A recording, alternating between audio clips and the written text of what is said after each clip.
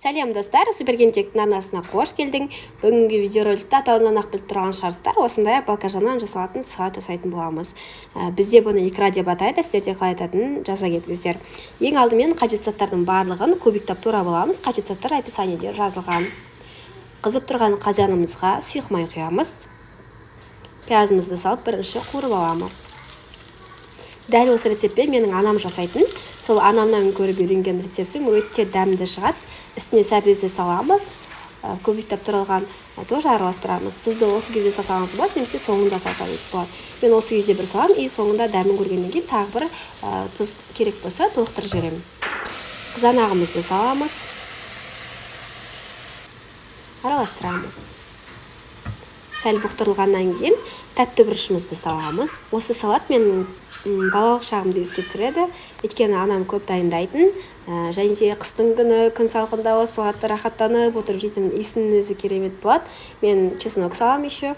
Қарасаңыздар, мен кішкентай қазанға жасадым басында, себебі менде үлкен қазан бос болған жоқ. Одан кейін үлкен қазанды босатып алып, сразу үлкен қазанға жасадым. Сіздер әрине олай жасамай-ақ, сразу үлкен қазанға жасасаңыздар, уақыттарыңызды экономдайсыздар. Үстіне баклажанды салып бұқтырамыз. Араластырамыз.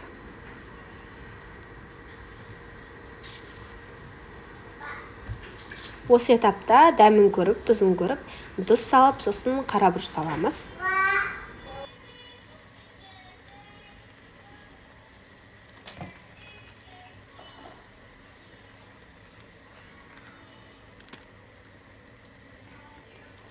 Бір стакан су құямыз.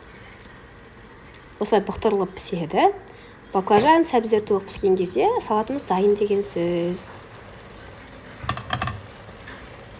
Балалық шақты еске алып, осының иісімен күштілеп тұрып, нанға жағып тұрып жеп алған қандай рахат десеңізші. Анашыма рахмет айтқым келеді осы рецепт үшін. Міндетті түрде жасап көріңіздер, себебі қазір жаздың уақытысы, қызанақта, тәтті бұрыштарда барлығының арзан кезі, өте қолжетімді салат болып шығады.